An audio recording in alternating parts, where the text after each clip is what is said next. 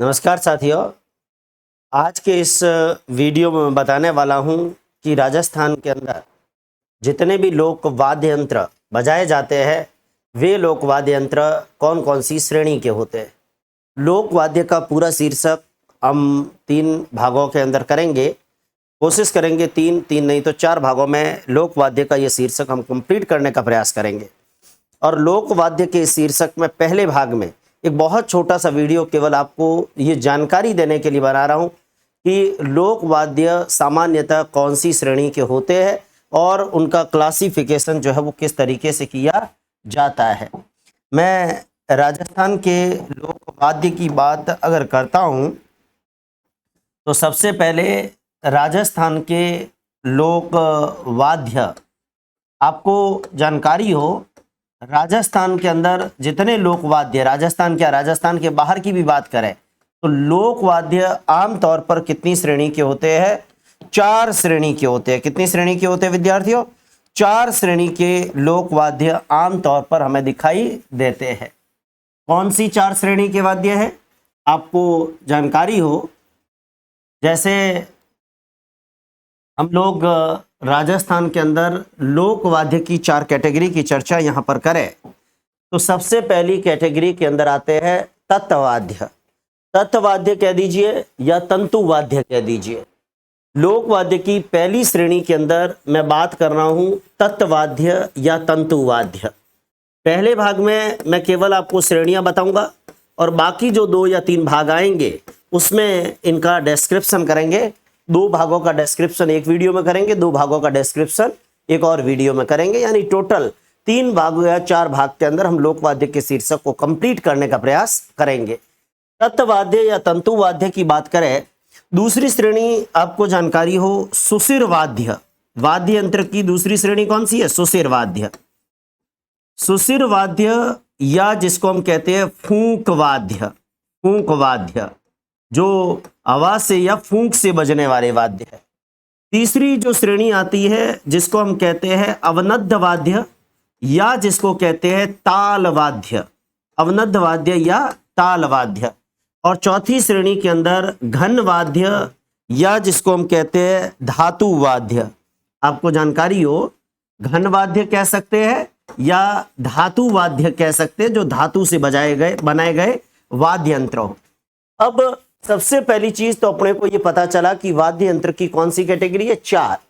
आमतौर पर स्टूडेंट क्या होता है, लोक वाद्य में एक वाद्य की गहराई पर जाने की कोशिश करता है, लेकिन कंपटीशन एग्जाम में जो प्रश्न पूछा जाता है उसमें बिल्कुल क्लियर क्वेश्चन है।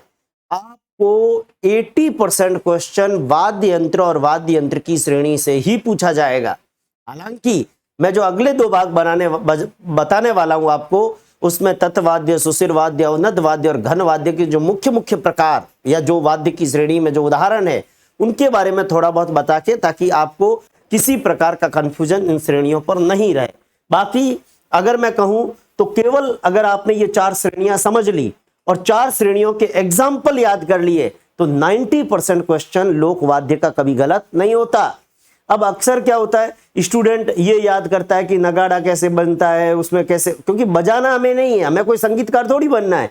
हमारी परीक्षा में प्रश्न जैसे बांसुरी है, उसमें कितने छेद है, उसमें क्या है, उसमें कौन सी लकड़ी है, ये नहीं पूछा जाएगा। परीक्षा में सीधा सवाल आता है ये वाद्य कौन सी श्रेणी का। जैसे आ गया बांसुरी कौन सी श्रेणी का है, जैसे आ गया अलगोजा कौन सी श्रेणी का है, जैसे आ गया नगाड़ा कौन सी श्रेणी का है, जैसे आ गया भपंग कौन सी श्रेणी का है, जैसे आ गया अपंग कौन सी श्रेणी का है, जैसे आ गया मशक कौन सी श्रेणी का है। तो श्रेणी पूछ लेंगे या फिर पूछ लेंगे निम्न में से कौन सा सुशिर वाद्य नहीं है। 3 सुशिर दे देंगे, 1 दूसरा दे देंगे, या फिर सुमेलित में पूछ लेंगे। ठीक है, तो इस प्रकार क्वेश्चन पूछे जाते हैं। तत्वाद्य या तंतु वाद्य की बात जब मैं करता हूं तो तत्वाद्य या तंतु वाद्य वो वाद्य होता है जिसको बजाने के लिए किसका उपयोग होता है? तार का उपयोग होता है। ऐसा वाद्य यंत्र जिसमें तार होते हैं, क्या होते हैं? तार। ऐसा वाद्य यंत्र जिसमें तार होते हैं, तारों से बजाया जाता है। जैसे रावण हत्था वाद्य यंत्र हम देखते हैं तो रावण हत्था वाद्य यंत्र के अंदर हम देखते हैं आमतौर पर 9 तार होते हैं। जैसे जंतर देखते हैं, जंतर में 5 या 6 तार होते हैं। तो कहने का मतलब ये जो तारों की संख्या है ये उसके लय को भी जो है वो निर्धारित करती है, उसकी ध्वनि को भी निर्धारित करती है और बाकी बजाने वाले पे डिपेंड है। तो तार वाले जो वाद्य यंत्र होंगे उन्हें हम क्या कहेंगे, तंतु वाद्य कहेंगे, तत्वाद्य कहेंगे। तत् मतलब तांती, तांती तार, तार वाले वाद्य।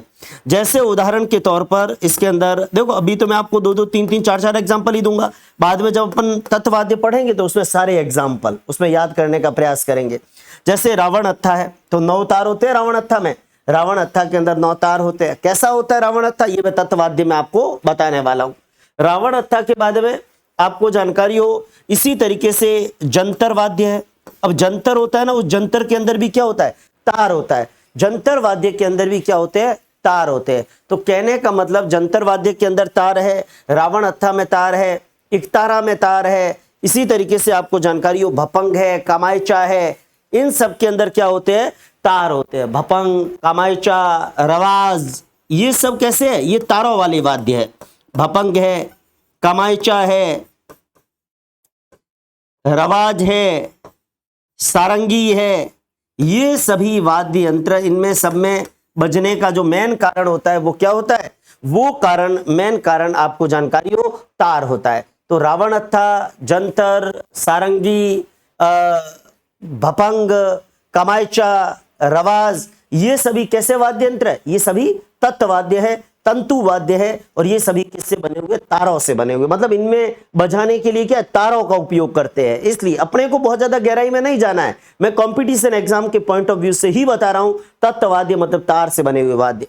सुशिर वाद्य या फूंक वाद्य कौन से वाद्य होते हैं, ऐसे वाद्य जिसके अंदर जैसे या तो वाद्य में कोई छेद हो या मतलब हवा का प्रयोग हो। जैसे हारमोनियम, आप देखो हारमोनियम में तार है, लेकिन उसको बजाने के लिए जो उपयोग आ रहा है ना, वो तार से ज्यादा क्या है, हवा उपयोग में आ रही है। तो आपको ध्यान हो, हारमोनियम कौन सी श्रेणी के अंदर आएगा, सुशिर वाद्य की श्रेणी में आएगा। क्योंकि हारमोनियम हवा के द्वारा जो है, जो ताल आती है ना, वो जैसे हम यूं पू पू पू, हवा के द्वारा।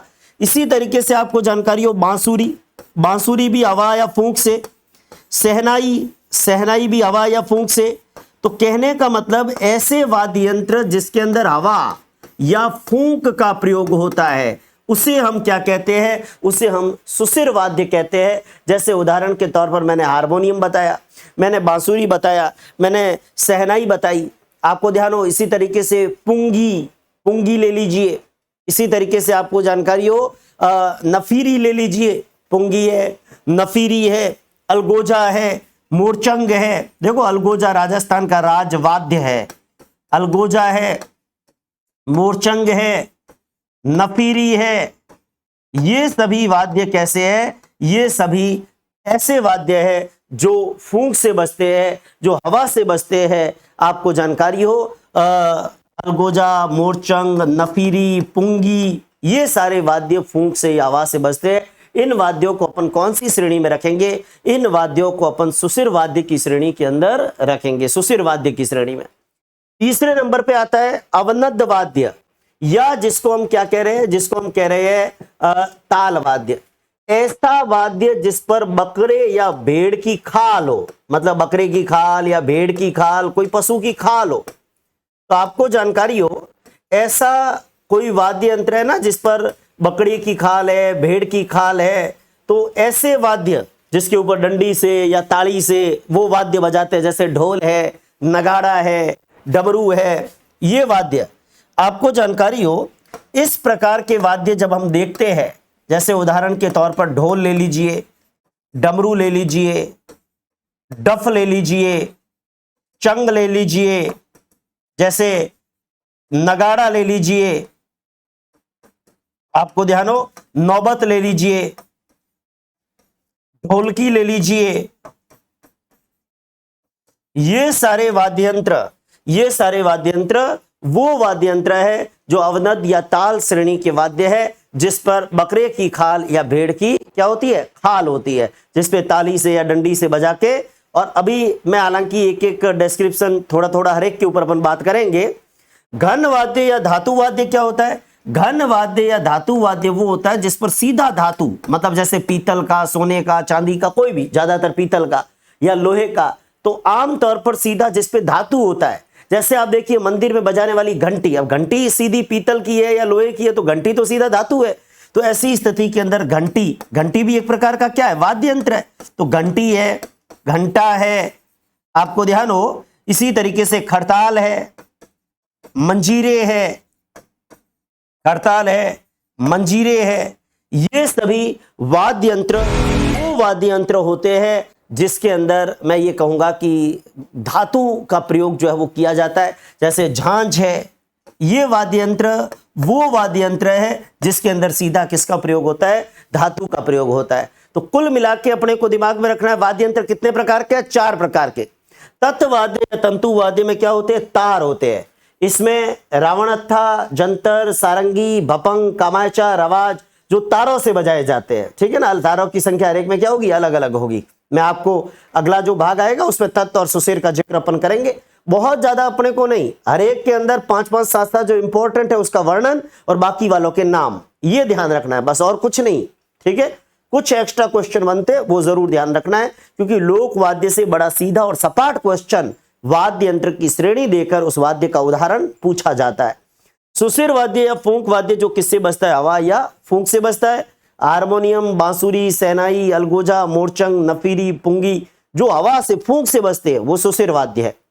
तीसरी श्रेणी में अवदद या ताल वाद्य, जिस पर बकरे या भेड़ की क्या हो, खाल हो, वो खाल वाले वाद्य, जिस पर किसी पशु की खाल हो, वो खाल वाले वाद्य अवनद या ताल वाद्य कहलाते हैं। जिसमें बकरे की खाल, भेड़ की खाल कोई भी हो सकती है, किसी और पशु की भी हो सकती है।